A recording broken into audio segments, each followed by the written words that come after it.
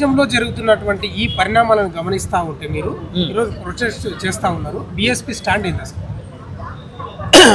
భారతదేశంలో ప్రజలను అవేర్నెస్ చేపిస్తూ ఈరోజు భారతదేశ రాజ్యాంగాన్ని అమలు పరచకుండా ప్రయత్నం చేస్తున్న ఈయన మనువాద పార్టీలను తుదముట్టించి అంటే వాళ్ళ పాలనను పక్కకు పంపి భారతదేశాన్ని పాలించడమే బహుజన్ సమాజ్ పార్టీ లక్ష్యం.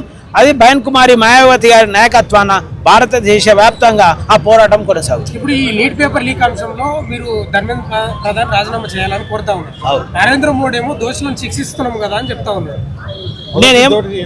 నేనేమంటున్నా అంటే ఇప్పుడు దోషులు ఎవరండి? విద్యార్థులా లేకపోతే ధర్మేంద్ర ప్రధాన? నువ్వు ధర్మేంద్ర ప్రధాన్ శిక్షిస్తే దోషిని శిక్షించినట్లయితే, కానీ విద్యార్థులను శిక్షిస్తే నువ్వు దోషిని శిక్షించినట్లయితే. కాబట్టి నరేంద్ర మోడీ గారు తప్పుడు ఆలోచన ప్రచారం పెడుతున్నాడు. దోషి ధర్మేంద్ర ప్రధాన్ నువ్వు శిక్షిస్తే నిజంగా దోషులను శిక్షించినట్టు. అట్లా ధర్మేంద్ర ప్రధాన్ శిక్షించకుండా న్యాయం కోసం వచ్చిన విద్యార్థుల మీద పోలీసులను కలిపి కొట్టించి వాళ్ళ దేశద్రోహులు అంటే ఆఖరికి రేపటి రోజున ప్రజరాలా అనే మాట నీ నోట్లో రాకుండా నువ్వు ఇంటికా ఉండాల్సి వస్తుంది అంటున్నాను. సమాజానికి దేవాలయం లాంటి ఒక పార్లమెంట్ను ముట్టడించడం అనేది అనైతిక చర్య, తీవ్రవాద చర్య అని వాళ్ళు చెప్తా ఉన్నారు. నేనేమంటున్నా అంటే పార్లమెంట్ అనేది దేవాలయం కాదు, ప్రజల కోసం సమస్యను పరిష్కరించే ఒక ఉన్నతమైన ప్లేస్. అది ఆ ప్లేస్ లో న్యాయం జరుగుతలేదు. ఆ ప్లేస్ మంచిదే. ఆ ప్లేస్ లో ఉన్న ఎవరైతే ఆ ప్లేస్ లో పోయి పాలిస్తారో ఆ మనుషులు మంచోళ్ళు లేరు. కాబట్టి రాజ్యాంగాన్ని చేత పట్టుకోవాల్సి వచ్చింది అంటున్నాను నేను.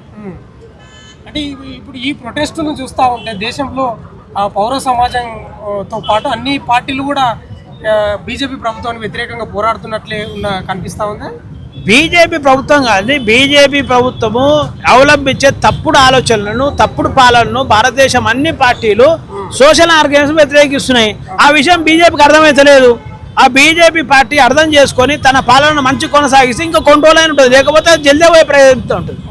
భవిష్యత్తులో ఎలా ఉండబోతుంది మీ కార్యాచరణ బీఎస్పీకి సంబంధించి? 100% భారతదేశంలో బయన్ కుమారి మాయావతి గారి నాయకత్వాన భారతదేశాన్ని పాలించే విధంగా, ఈ తెలంగాణని పాలించే విధంగానే బహుజన్ సమాజ్ పార్టీ ప్రణాళికలు ఉంటాయనే విషయం కూడా స్పష్టం చేస్తూ ఈ తెలంగాణ రాష్ట్రంలో ఉన్న బీఆర్ఎస్ పార్టీకి, కాంగ్రెస్ పార్టీ కూడా ఈ లీగ్ మీద మాట్లాడే బాధ్యత వాళ్ళ నైతిక హక్కు లేదని మేము బీఎస్పీ పార్టీ భావిస్తుంది. ఎందుకంటే సెంట్రల్లో నీట్ కదండి, నీట్ను ఎవరు ఆర్గనైజ్ చేశారు? సెంట్రల్ ప్రభుత్వం చేస్తుంది, కేంద్ర ప్రభుత్వం. కాబట్టి సెంట్రల్లో లీకేజ్ జరిగినందుకు మనం కేంద్ర విద్యాశాఖ మంత్రి రాజీనామా చేయమంటున్నాం. ఈ రాష్ట్రంలో లీక్ జరిగితే ఎవరు చేయాలి? రాష్ట్ర ప్రభుత్వాలు చేయాలి. మరి బీఆర్ఎస్ ఆధ్వర్యంలో జరిగింది, చేసి రాలేమన్నా? ఇప్పుడు కూడా జరుగుతూనే ఉన్నాయి, చేస్తున్నా ఏమన్నా? కాబట్టి రెండే కాదు, బీజేపీ, కాంగ్రెస్, బీఆర్ఎస్ మూడే అంటున్నాం మేము. బీఎస్పీ మూడే. కాబట్టి తెలంగాణకు బీఎస్పీ రావాల్సిన అవసరం ఉందనే విషయం స్పష్టం చేస్తున్నాం మేము.